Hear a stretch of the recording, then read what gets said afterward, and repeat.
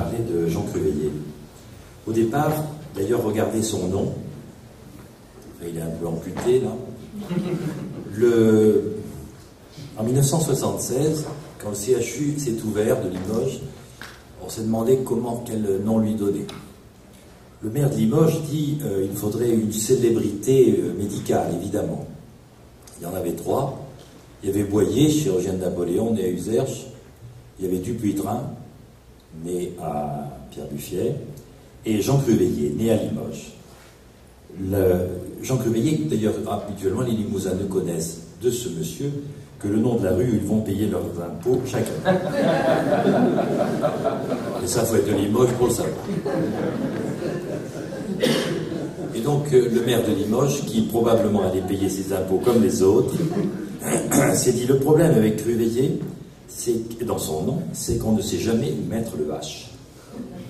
J'ai vu que sur le programme, d'ailleurs, on en avait oublié le I. Donc ça prouve que même ici, c'est difficile d'appeler et d'épeler le nom de Cruveilhier. Le CHU s'appellera Dupuytren. Et c'est donc, je vous parle quand même de Jean Cruveilhier. Il est d'une famille de chirurgiens, puisque vous voyez que déjà, ses 2 grands-pères étaient maîtres chirurgiens en ce début du XVIIIe. Son père était lui-même chirurgien, c'était Léonard Cruveilhier, que vous voyez ici, portraité par David. Alors c'est un jacobin qui s'était engagé dans l'armée de Rhin et Moselle. Il partageait les avis et les idées révolutionnaires, et il va entraîner son fils Jean Cruveilhier dans cette voie chirurgicale.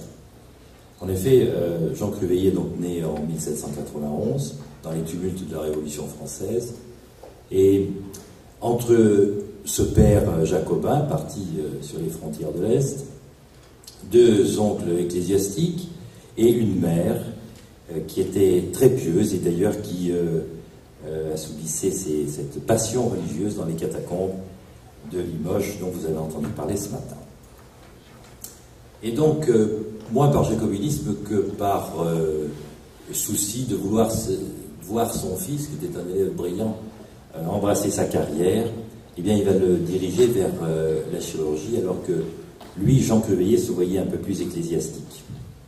Et c'est le boyer en question d'Uzerche qui va conseiller son père de l'envoyer à Guillaume Dupuytren, et que vous avez ici, que vous voyez ici. Et c'est ce qu'il va faire, et Guillaume Dupuytren va prendre sous son aile Jean Cruveilhier. Il va l'accueillir à l'Hôtel-Dieu, il va faire ses études de médecine. Il sera reçu d'ailleurs major à l'internat de Paris en 1811. Et donc il fait ses études auprès de Dupuytren, qui est un personnage très différent, que vous voyez ici avec Charles X, en train de montrer sa première intervention de cataracte, que vous voyez ici aussi, mais je ne peux pas vous le situer. C'est le jour de la mort du duc de Berry. Je vous rappelle que le duc de Berry a été assassiné à l'Opéra par un certain Louvel. Le duc de Berry, c'était le fils de Charles X. Et poignardé donc sur les marches de l'Opéra, accompagnant sa femme qui ne voulait pas voir la deuxième partie, va mourir après nombre de conseils demandés de ci, de là, et en particulier à Dupuytren, qui était le seul à vouloir l'opérer dans le corridor, mais ce pauvre duc de Berry avait déjà eu plusieurs saignées, ce qui n'est pas le meilleur traitement pour une plaie par arme blanche dans le thorax. Donc, Jean Cruveilhier, pourtant, assez vite, va être assez ému et écœuré par ses premiers passages dans les salles de dissection. Et il va fuir à Saint-Sulpice pour revenir à cette vocation qu'il voulait avoir, celle d'ecclésiastique. Son père, donc, va faire le déplacement de Limoges pour lui expliquer qu'il fallait absolument qu'il soit chirurgien, et c'est grâce à Dupuytren qui va le ramener donc dans le droit chemin de la chirurgie, et en lui avouant que lui-même avait eu ses réticences en début de carrière. Donc Cruveilhier suit les cours de Dupuytren, comme vous le voyez là, le cours de physiologie de M. Dupuytren de 1810, juste avant son internat, il va passer sa thèse sur l'anatomopathologie, sur l'anatomie, on disait à l'époque, pathologie, parce que nous le verrons en quelques mots, il s'intéressera à beaucoup de choses, puisque c'est quand même un siècle extraordinaire où tout est à découvrir. Et quand il a fini ses études, eh bien, il revient à Limoges, parce que c'est ce qu'il souhaitait. Et il va être chirurgien à l'hôpital général, l'hôpital Saint-Alexis de Limoges. Excusez-moi. Il va s'y marier aussi avec une mademoiselle de Fleurel. Il aura plusieurs enfants, mais dont Édouard Cruveilhier, qui sera chirurgien, et sa fille, une de ses filles, qui sera donc Madame Becquerel. C'est vraiment une grande saga médicale dans la famille Cruveilhier. Voilà où il travaille, c'est l'hôpital Saint-Alexis, que tous les Limousins, tous les Limousins connaissent, dont il ne reste pratiquement plus que le portail, qui est d'ailleurs classé monument historique, et que des constructions récentes ont bien malheureusement abîmé, tout au moins, par rapport à la vue que nous avions sur l'hôpital général. Vers les années 1820, il reçoit une missive de Dupuytren qui lui dit « Béclard est mort, venez, vous avez des chances ». Pour ceux qui connaissent, donc Béclard était également un professeur d'anatomie parisien, et entre autres qui avait décrit son triangle, le triangle de Béclard, et c'est ce qu'il va faire.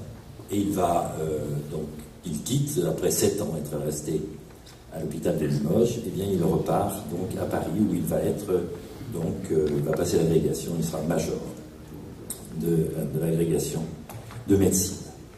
Et très vite, il acquiert une réputation extrêmement importante à Paris, vous verrez ne serait-ce que par les noms des malades très célèbres dont il aura à s'occuper. Il est même raillé ici en tant que professeur d'anatomopathologie dans un journal satirique de l'époque qui s'appelait le Charivari.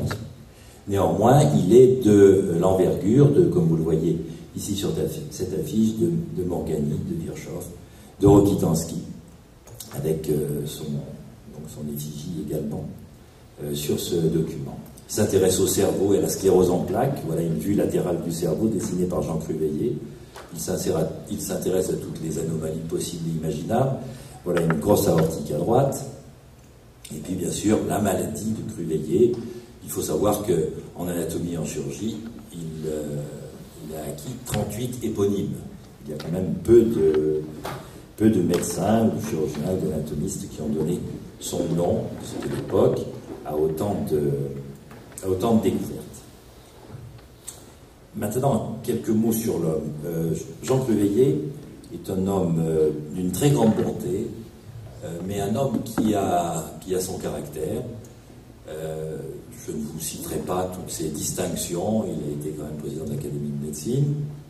Il était commandeur de la Légion d'honneur. Et puis, de multiples ouvrages, bien entendu, qui sont à son actif. Ce qui est intéressant de voir, c'est sa vie à travers ses malades. Jean Cruveilhier est légitimiste.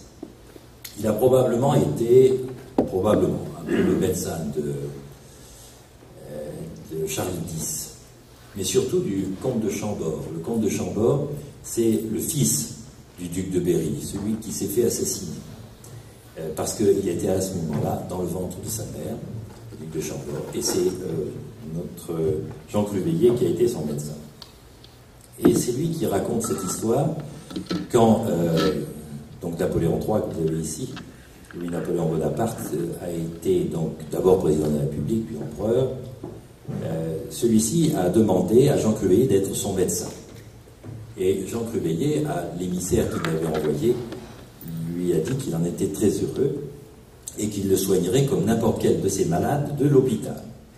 Ça n'a pas plu du tout à Napoléon III, qui, par toujours le même émissaire, lui a dit que ça serait bien qu'il vienne le voir et pour au moins le remercier. Et Jean Cruveilhier a dit « mais l'empereur est malade ?» On lui a répondu « non », donc il a répondu « ma visite est donc inutile. Il ne sera jamais membre de l'Académie des sciences, puisque c'est Jules Cloquet qui lui a été préféré. » Probablement que quand même, Jean Cruveilhier s'est occupé peut-être pas de Napoléon III lui-même, mais de ses enfants. Ces malades célèbres, ici vous avez le maréchal qui est un Limousin, Limougeot. Ici vous avez le maréchal Jourdan. Le maréchal Jourdan dont il va s'occuper peu de temps d'ailleurs, comme beaucoup de ces malades, vous allez voir pourquoi, parce que c'est l'époque qui le veut. Il va mourir donc d'une rupture d'anévrisme sur une tumeur cancéreuse du médiastin. De plus en plus célèbre.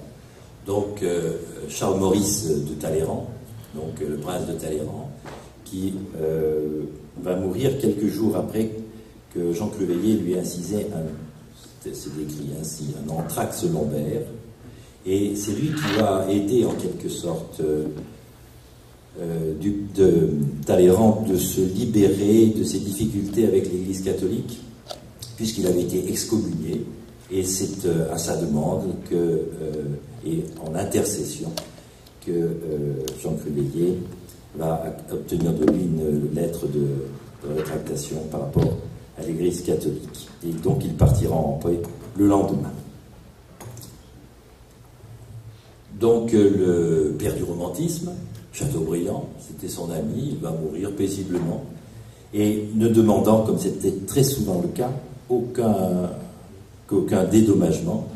Le sien sera d'une très grande qualité, puisqu'il lui cédera la moitié de sa bibliothèque. Et je vous montrerai où était cette bibliothèque. Le maréchal Bugeaud, qui est mort du choléra, qui était un de ses amis. La plus belle histoire, probablement, c'est Frédéric Chopin. Tout au moins dans ses derniers jours, Jean Cruveilhier est le médecin de Frédéric Chopin. Frédéric Chopin n'aime pas beaucoup, parce qu'il va écrire ce médecin me prend pour un phthisique, tuberculeux. Tout le monde pense d'ailleurs que Chopin est mort de la tuberculose, ce qui n'est probablement pas le cas. Il est mort soit d'une mucoviscidose, et d'ailleurs c'est probablement dans cette représentation-là et cette faciès émacié que certains ont vu le diagnostic d'une mucoviscidose, peut-être d'une dilatation des bronches post-tuberculeuse, mais pas d'une tuberculose évolutive dont était morte sa jeune sœur. Voilà, c'est la seule représentation de Chopin. Chopin meurt le 17 octobre 1849, pour les nouveaux parisiens, au 12 de la place Vendôme. La prochaine fois que tu passes devant la place Vendôme au 12, tu penseras à Frédéric Chopin. C'est là qu'il est mort. Depuis 24 heures, il ne peut plus parler par son insuffisance respiratoire, et il va écrire à Jean Cruveilhier: comme cette terre m'étouffera, je vous conjure de faire ouvrir mon corps pour que je ne sois pas enterré vif. Car en effet, à l'époque, certains ont vu dans cette demande d'autopsie de Chopin une tradition capétienne, qui était ce qu'on appelle le dilaceratio corporis, c'est-à-dire de séparer le corps du cœur.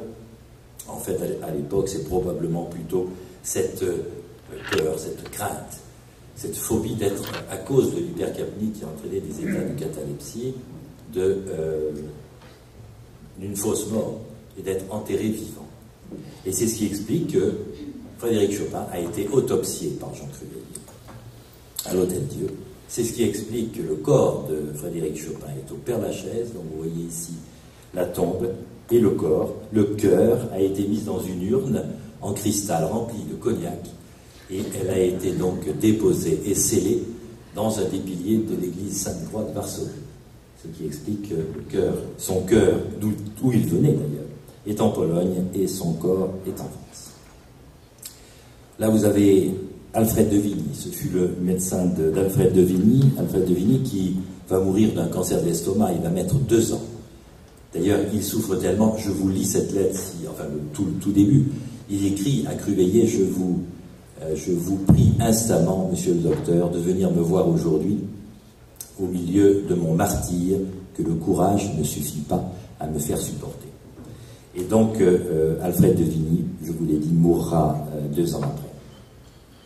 Alors, Cruveilhier va exercer tard, jusque vers 1870, il habite rue des Pyramides, et c'est son fils, qui était chirurgien, Édouard Cruveilhier, qui va le convaincre de revenir dans ce Limousin qu'il aimait tant, et c'est ici qu'il va finir sa vie. Alors je parle au Limousin. Vous allez à Sussac. Sussac, c'est au pied du Mont Gargan. Et voilà ce qu'on appelle la villa, qui est en fait son château, d'ailleurs qui a été un peu restauré, parce qu'il a été bombardé en 1944 par les Allemands, car Guingouin, donc les résistants célèbres de Limousin, y avait donc logé son quartier général. Et donc les Allemands s'en étaient occupés, et se sont occupés, ou d'autres, probablement, de tous les trésors qu'il y avait, dont d'ailleurs la partie de la bibliothèque de Châteaubriand. Voilà,